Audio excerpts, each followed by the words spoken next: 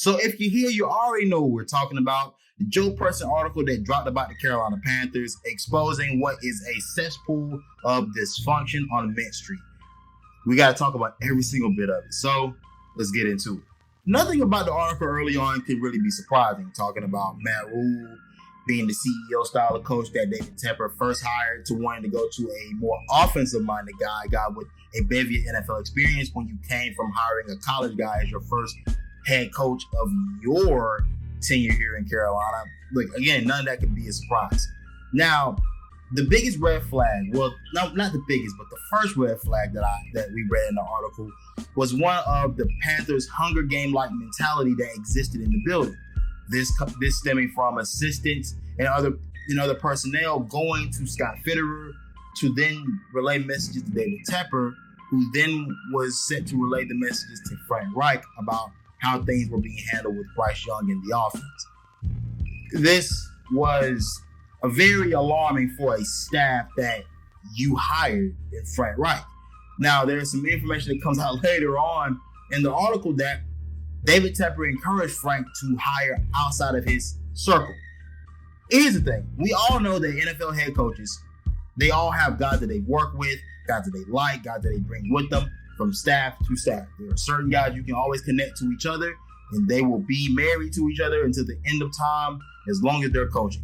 Now, with that being the case, making a guy go outside of who he normally would hire, I get the idea, right? Like, do something different this time. You know, what you did last time got you fired. Maybe we'll try something different this time, and maybe we'll get a different result.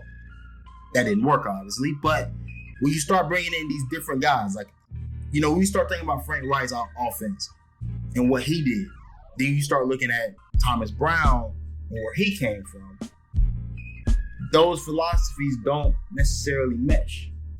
When you start considering like the pre-snap motions and all of those things that were used in LA in comparison to what we use in Carolina, you didn't really see a whole lot of that kind of relay over. You have guys like Josh McCown who are new to coaching in this league and maybe not the greatest guy to probably bring in to a staff that is already not cohesive. And what we saw was a staff that had too many cooks in the kitchen. This was a point I brought up earlier in the podcast when the hires were first made. I said this. I said, you got too many guys that are pretty much alpha males in terms of they are trying to be head coaches at some point down the line. But these are guys with a bevy of NFL experience. With the bevy of NFL experience comes ways that people have come accustomed to in how they want to do things. And if everybody doesn't agree, then how do we reconcile that? How do we get to a median to where we want to do things? And if you have too many different philosophies that are clashing, can it all be cohesive? When you start putting together a game plan, does it work? When you start putting together, you know, concepts in the meeting rooms, does it all work? And what we saw on the field is that this is one of the more stagnant offenses I've ever seen. From pre-snap motions to routes that are only ran to the sticks and no type of pizzazz or type of any of that. Of course, I don't have all the terminology to be able to use to relate to you, but you all understand what I'm trying to say. There was nothing that looked like nothing that looked like it was us working together on the same accord. This all looked disjointed, and that's exactly the results we got on the field. There was very much disagreements across the board about how to deal with Bryce Young and how to get this offense to be successful. And I think with the many different minds on the offensive side of the ball, you look on the defensive side and there wasn't nearly the amount of dissension among the ranks. These guys were pretty much on one accord on how to do things, and they've gotten the best out of their unit to this point. Clearly, we've seen the defensive side of the ball has been the far better unit for the Carolina Panthers. Offensively, though, you had many guys that felt as if Bryce Young wasn't being coached hard enough. And for Frank Reich, this has been a thing that has been noted throughout his career about how he coaches certain players. How he coaches overall in general. He doesn't necessarily harp on one player or one position. He is very much kind of fair in how he distributes out his critiques. And I think many staffers felt that you could coach Bryce Young harder, but Frank Reich feeling is that the confidence needed to be in mind for everyone when we talk about Bryce in terms of how we coach him. So I think that was one of the things that was not necessarily alarming, but you can just tell there's so many different philosophies in the room. And because these aren't guys that have all coached together at a point, there is no single way that everyone wants to have this thing done. And again, that seems to be the common theme here, that this all-star staff that was brought together in order to help coach a young quarterback with all of this NFL experience, nobody accounted for different guys having never coached together and different personalities clashing. That became a point that just kept, showing itself all over this article.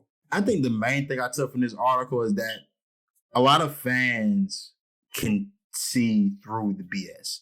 Are we right all of the time? Of course not. Are we wrong a lot? Yeah, we are. But I think at certain moments and times, we start to see things and we're like, bro, this is not good. Something's not right. We can certainly tell that everything is not the way it needs to be. And these are the results we got. We have players trying to fit into schemes that don't play to their skill sets. We have coaches that are purposely trying to make these players fit in the scheme that they know they're not made for.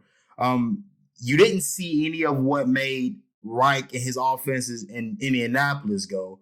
We didn't see any of what made the Los Angeles Rams and their offenses go. We saw a hodgepodge of ideas come together in two styles that are drastically different that just did not work.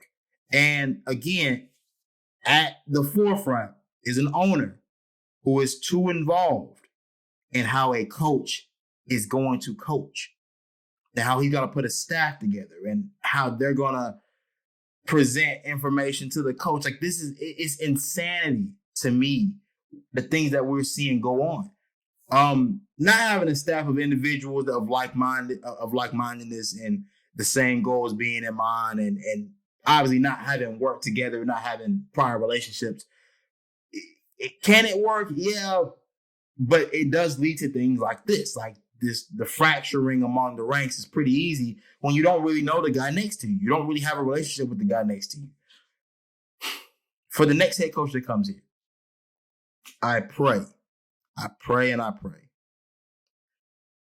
that David Tepper steps out of your way and allows you to build your staff, allows you to coach how you want to coach, use your philosophies, bring in the guys that you believe can make this team better and can play to your style and your system, and we can watch this thing flourish.